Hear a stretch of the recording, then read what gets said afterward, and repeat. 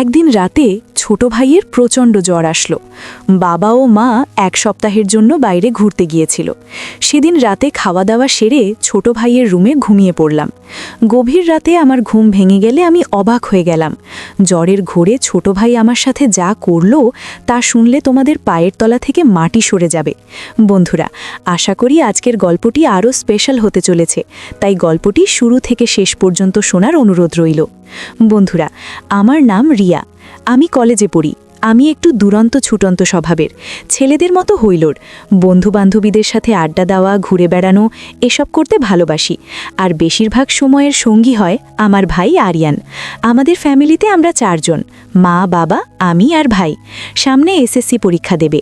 আমার আর ভাইয়ের সম্পর্কটা ভাই বোনের কম, বন্ধুত্বের অনেক বেশি। আমি আর ভাই একে অপরকে ছাড়া বেশি সময় থাকতে পারতাম না। আমাদের মধ্যে ঝগড়া হতো, তবে সেটা বেশি সময় স্থায়ী হতো না, আবার মিটে যেত। গরমের জন্য আমি বাড়িতে সবসময় ফ্রক পরে থাকি। আমি খেয়াল করে দেখেছি আরিয়ান কথা বলতে বলতে তাকিয়ে আমাকে দেখতে থাকে। আরিয়ান সেই ঘুড়ি ওড়াতে ভালোবাসে। কি একটা কারণে আমার সাথে রাগ করে আরিয়ান ঘুড়ি বানিয়ে ওড়াতে যাচ্ছে। আমিও সঙ্গে সঙ্গে ঘুড়িটা কেড়ে নিয়ে নষ্ট করে দিলাম। এরপর আমি ঘরের দিকে দৌড় মারলাম। আরিয়ান আমার পিছনে পিছনে ঘরে ঢুকে সামলাতে না পেরে পড়ে গেল। আমিও আরিয়ানের সাথে বিছানায় পড়ে গেলাম। আরিয়ান কি করবে বুঝতে না পেরে আমার মুখ দিয়ে কোনো কথা বের হলো না। আরিয়ান তাড়াতাড়ি উঠে এক দৌড়ে ঘর থেকে বেরিয়ে গেল। আমি চোখ বুজে বিছানায় শুয়ে রইলাম। আরিয়ানের সেই কথা কিছুতেই ভুলতে পারছি না। এই ঘটনার পরে দুজনের মাঝে একটা পরিবর্তন আসে। কিছুতেই দুজন দুজনের সামনে একেবারে সহজ হতে পারছিলাম না। এই ব্যাপারটা আমার মায়ের চোখ থেকেও এড়ায় না। একদিন মা আমাকে জিজ্ঞাসা করে, কিরে, তোদের মধ্যে কোনো ঝগড়া হয়েছে নাকি? আমি বললাম, কই না তো, কিছুই হয়নি, বলেই চলে গেলাম। 2-1 দিন পর মা বাবার একটা বিয়েতে নিমন্ত্রণ থাকায় সেখানে মা আর বাবা চলে গেল। আমি আর ভাই বাড়ি রইলাম। বাবা মা গেছে বিকেলবেলায়। সন্ধ্যার একটু আগে রাত্রিবেলায় আমরা দুজনেই চুপচাপ খাওয়া দাওয়া সেরে শুতে যাব। তখন দেখি আরিয়ানের চোখ মুখের অবস্থা কেমন পাল্টে যাচ্ছে। মাথায় হাত দিয়ে দেখি ভীষণ জ্বর। ঘরে প্যারাসিটামল আছে। আরিয়ান বলল, আমি খেয়ে শুয়ে পড়ব, কিছু হবে না, বলেই ঘরে চলে গেল। আমি ঘরে যাওয়ার আগে বলে গেলাম, দরজা খুলে রাখিস, রাতে জ্বর কেমন হলো এসে দেখে যাব। ভাইয়ের জন্য আমার মনটা খারাপ হয়ে গেল। নিজের উপর রাগ হতে লাগলো। কেন আমি এতদিন ভাইয়ের সাথে ভালো করে কথা বলিনি? সব ঝামেলা মিটিয়ে নিয়ে ভাবতে লাগলাম। ভাবতে ভাবতে কখন ঘুমিয়ে গেছি বুঝতে পারিনি। একসময় ঘুম ভেঙে গেল। উঠে লাইট জ্বালিয়ে দেখি 1টা বাজে। আমি ভাইয়ের ঘরে গিয়ে ভাইয়ের মাথায় হাত দিয়ে দেখি অনেক জ্বর। ভাইয়ের এরকম অবস্থা দেখে ভীষণ ভয় পেয়ে গেলাম। কিছুটা বুঝতে পারলাম না আমি কি করব। তারপর একটা বাটিতে জল এনে ভাইয়ের মাথায় জলপট্টি দিতে লাগলো। প্রায় 1 ঘন্টা জলপট্টি দেওয়ার পর আস্তে আস্তে ভাইয়ের জ্ঞান ফিরল। আস্তে আস্তে ভাই আমাকে জিজ্ঞেস করলো, কি হয়েছে আমার দিদি? আমি বললাম, তুই প্রচণ্ড জ্বরে অজ্ঞান হয়ে গেছিলি। আমি এত সময় তোর মাথায় জলপট্টি দিচ্ছিলাম, এখন কেমন লাগছে? ভাই আরিয়ান বলল, জ্বর কমেছে, আগের চেয়ে এখন ভালো লাগছে। এই কথা বলে আরিয়ান কেমন অদ্ভুত এক দৃষ্টিতে আমার দিকে তাকিয়ে থাকলো। আমি বললাম, কি দেখিস ভাই, মুখটা কেমন ফ্যাকাশে হয়ে গেল? আমি বললাম, বলতো কে? আমি ভাইয়ের দিকে না তাকিয়ে একটু মুচকি হাসি দিলাম। কিছুক্ষণ দুজনেই চুপচাপ থাকার পর আরিয়ান বলতে লাগলো, দেখ দিদি, আমি জানি সেদিনকার ব্যাপারে তুই আমার উপর রেগে আছিস। ওটা একটা মিস্টেক ছিল। আমি চাই তুই আবার আমার সাথে আগের মতো হাসি ঠাট্টা করে কথা বল। কি হলো দিদি, কিছু তো বল। আমি চোখ তুলে তাকিয়ে দেখি আরিয়ানের চোখে জল। আমি বললাম, এই ভাই, তুই কাঁদছিস কেন? তুই কাঁদলে আমার ভালো লাগে। আরিয়ানের জ্বর ও কান্নার জন্য কথা বারবার আটকে যাচ্ছিল। তবুও বলল, তুমি জানো দিদি, এই কটা দিন আমার কেমন কষ্টে কেটেছে। তোমার সাথে আর কিছুদিন কথা না বলতে পারলে আমি দম বন্ধ হয়ে মারা যেতাম। আমার চোখেও জল টলমল করছে। বললাম, ভাই, এমন কথা আর কখনো মুখে আনবে না। তুই ছাড়া আমি কিভাবে থাকবো বল? এই কথা বলতে বলতে আমার চোখ দিয়ে জল গড়িয়ে পড়তে লাগলো। আমার ভাইটা বলে আরিয়ানকে ধরলাম। নিজেকে আর ধরে রাখতে পারছি না। হঠাৎই আরিয়ান বলল, অনেক রাত হয়েছে দিদি, শুয়ে পড়ো এবার, আর রাত জেগো না। প্রথমে আমি কি করব বুঝে উঠতে পারলাম না। তারপর বললাম, ঠিক আছে, আমি তোর ঘরেই শুয়ে পড়ছি, রাতে যদি আবার কোনো অসুবিধে হয়। আরিয়ান বলল, না দিদি, কোনো অসুবিধে হবে না, তুমি তোমার ঘরে গিয়ে শুয়ে পড়ো।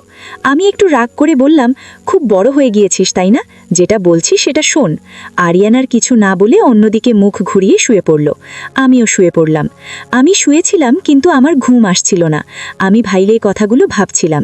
ভাবতে ভাবতে একটু চোখ দুটো লেগে এসেছিল, আমার গরমে ঘুম ভেঙে গেল। আরিয়ান ঘুমের ঘোরে কেমন অদ্ভুত আচরণ করছে।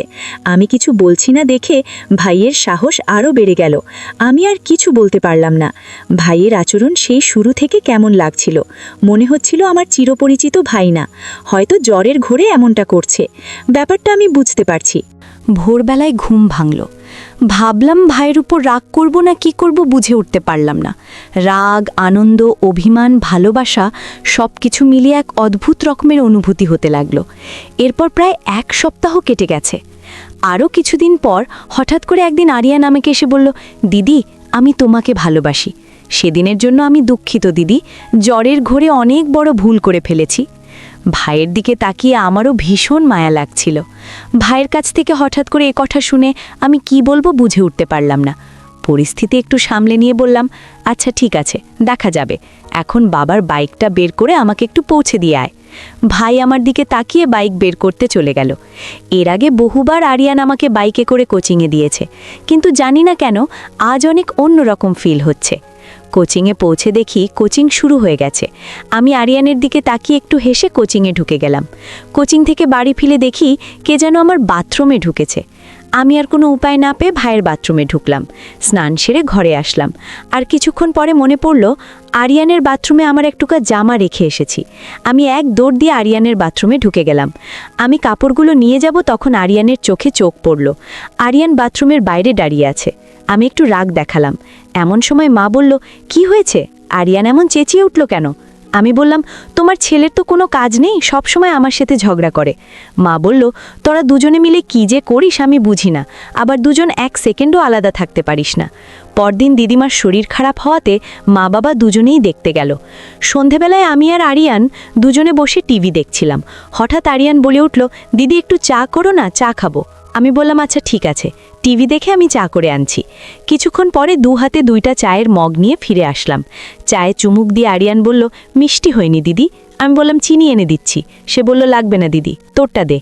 আরিয়ান আমার চাটা নিয়ে চুমুক দিল আর বলল, এবার ঠিক আছে। আমি মুচকি হেসে দিলাম। সামনে টিভি চলছে, কিন্তু টিভিতে দুজনের কারোরই মন নেই। আমি আরিয়ানের হাত থেকে খালি কাপটা নিয়ে রান্নাঘরের দিকে যেতে লাগলাম। আমি দরজার কাছে এসে পিছনে তাকিয়ে দেখি আমার ভারী তাকিয়ে আছে। আমি ভাইয়ের কাণ্ড দেখে আর না হেসে পারলাম না। পরের দিন সকাল থেকে আকাশটা মেঘলা, যে কোনো সময় বৃষ্টি নামবে। আরিয়ান টিউশনে গিয়েছিল, এখনও বাড়ি আসেনি। অন্যদিন এত সময় বাড়িতে চলে আসে। আমার একটু টেনশন হচ্ছিল, সে বৃষ্টিতে ভিজে যায় যদি। আমি আরিয়ানের কাছে ফোন করলাম, কিরে আরিয়ান, কোথায় তুই? মেঘ করেছে, বৃষ্টি নামবে, তাড়াতাড়ি বাসায় আয়। তোর থেকেও অনেক বেশি মেঘ করেছে দিদি আমার। আমি একটু হেসে বললাম, আর কাব্য করতে হবে না, তাড়াতাড়ি বাসায় আয়। দিদি, তোমার আদেশ কি আমি অমান্য করতে পারি? সকাল 1টা নাগাদ ঝমঝম করে বৃষ্টি নামল। এর মধ্যে আরিয়ানও বাড়ি ফিরেছে। আমি বেলকুনিতে দাঁড়িয়ে বৃষ্টি দেখছিলাম। আমার পিছনে এসে আরিয়ান চুপচাপ দাঁড়িয়ে আছে। কিছুক্ষণ পর আরিয়ান আমাকে বলল, চলো না দিদি, আজকে আমরা বৃষ্টিতে ভিজি। আমি বললাম, চল ভাই, আমারও ভিজতে ইচ্ছে করছে। 2 ভাই বোন ছাদে চলে গেলাম। ছাদে গিয়ে 2 হাত দুদিকে মেলে চোখ বন্ধ করে আকাশের দিকে তাকালাম। হঠাৎ শুনতে পেলাম আরিয়ান গান গাইছে, এক গুচ্ছ গোলাপ হাতে ভিজতে চাই তোমার সাথে। চোখ মেলে তাকিয়ে দেখি আরিয়ান সত্যি সত্যি এক গুচ্ছ গোলাপ হাতে করে হাঁটু গেড়ে আমার সামনে বসে গান গাইছে।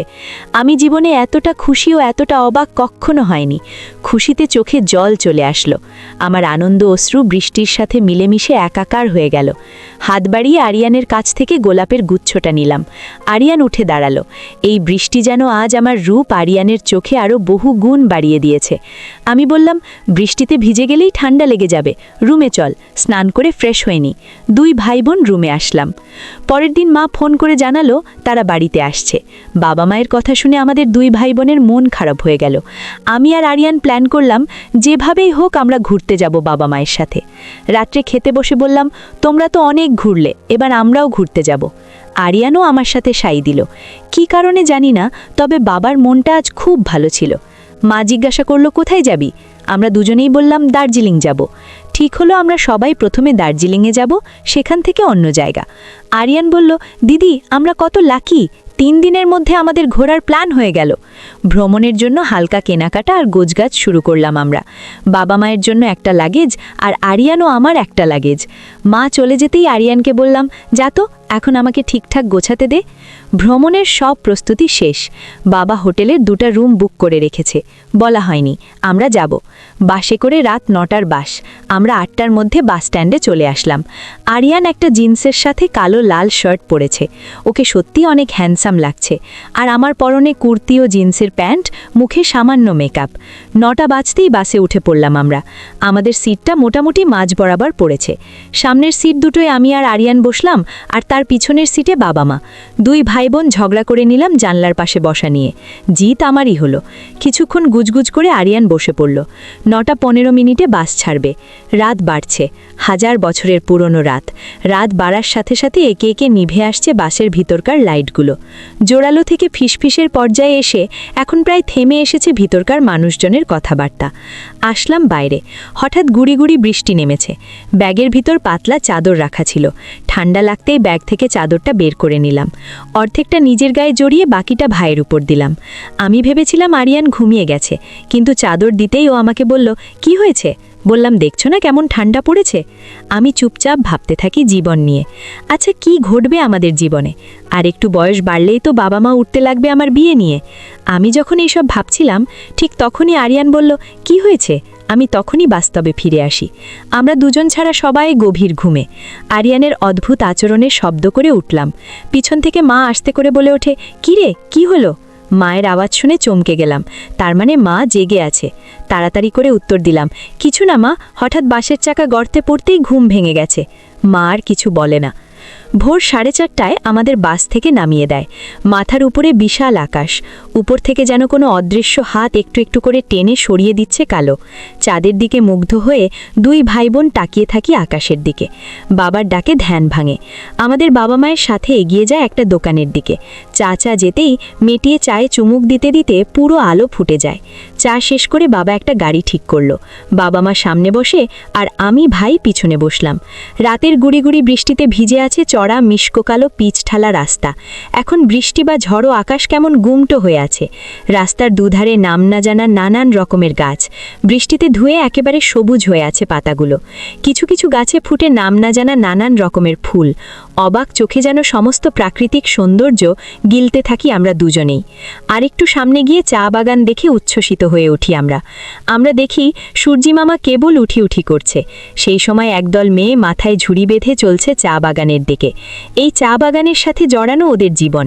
ওদের মধ্যে কারো কারো সাইডে একটা কাপড় দিয়ে বানানো ঝোলার মতো রয়েছে, যার ভিতরে বহন করে ছোট বাচ্চা, ঠিক যেমনটা আমরা ছবির বইতে দেখেছি।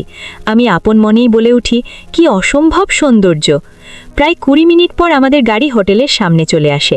গাড়ি থেকে নেমে আমরা দুজনে আগে রিসেপশনের কাছে গেলাম। রিসেপশনে বসে আছে একজন মহিলা। আমরা সামনে যেতেই চেয়ার ছেড়ে উঠে ইংরেজিতে বলে ওঠে, স্যার অ্যান্ড ম্যাডাম ওয়েলকাম। আমাদের রুম বুকিং করা আছে দোতলায়। মহিলা বলে, কি নামে বুকিং দেওয়া হয়েছিল জানতে চায়। আরিয়ান নাম বলতেই মহিলাটি ড্রয়ার খুলে চাবি এগিয়ে দেয় আরিয়ানের দিকে। এর মধ্যে আমাদের বাবা মাও এসে পড়েছে। হোটেল বয়দের হাতে লাগেজ ধরিয়ে দিয়ে আমরা উঠে পড়ি দোতলায়। দোতলায় আমাদের জন্য 2টো রুম বুক করা হয়েছে। একটা রুম যেটা বাবা মা থাকবে, আর অন্যটাতে 2টা বেড। ওই রুমে থাকবো আমি আর ভাই।